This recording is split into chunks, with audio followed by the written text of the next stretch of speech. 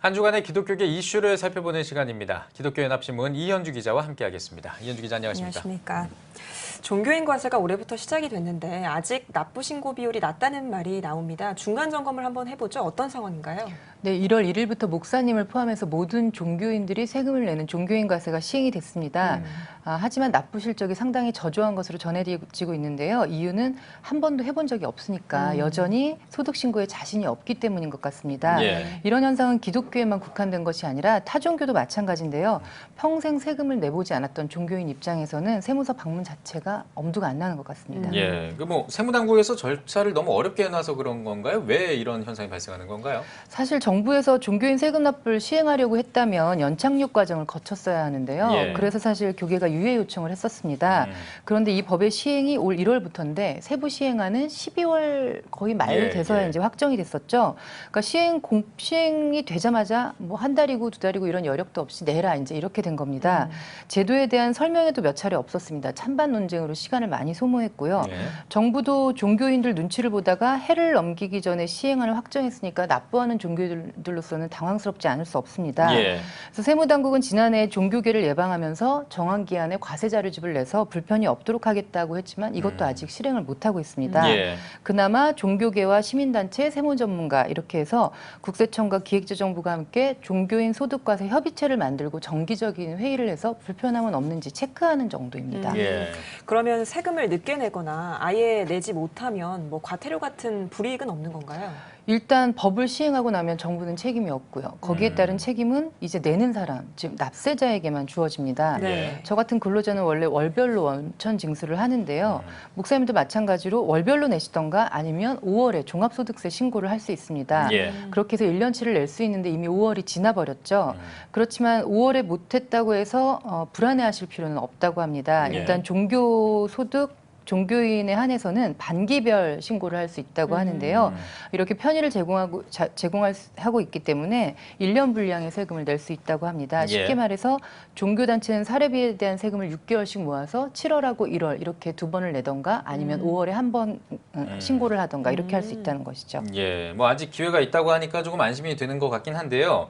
어떻게 특별한 신고 방법이 있을까요? 네, 일단 첫 반기별 납부 신청 기한은 6월 1일부터 7월 2일까지입니다. 관할 세무서에 원천징수세액 반기별 납부 승인 신청서를 제출하면 되는데요. 예. 세무서에 승인이 나면 7월부터 12월까지 하반기 소득지급분에 대한 원천징수세액을 내년 1월 10일까지 납부 신고를 하면 됩니다. 예. 이 승인 신청서는요, 관할 세무서에 직접 찾아가서 작성을 하시던가 아니면 국세청 홈페이지 홈택스를 통해서 제출할 수 있는데요. 예. 이때 기억하셔야 될 서류가 있습니다. 바로 지급명세서입니다. 지급명세서는 비과세 항목인 종교활동비를 여기다 기록을 해놔야 하는데요. 예.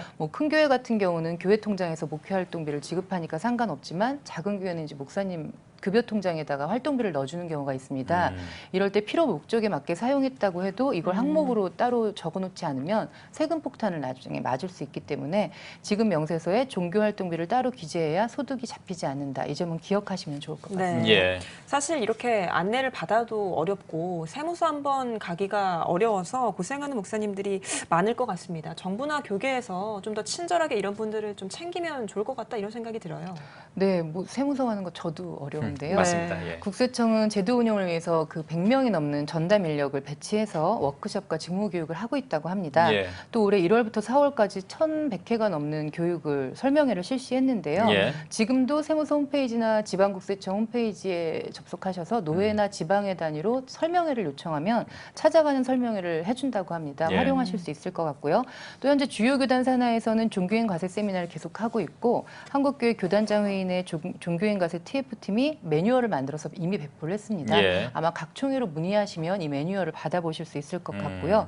또 교단마다 회계사나 세무사와 MOU를 맺어서 이 세금 납부를 대행하는 업무를 하고 있는 만큼 이런 것들을 활용하시는 것도 좋을 것 같습니다. 예.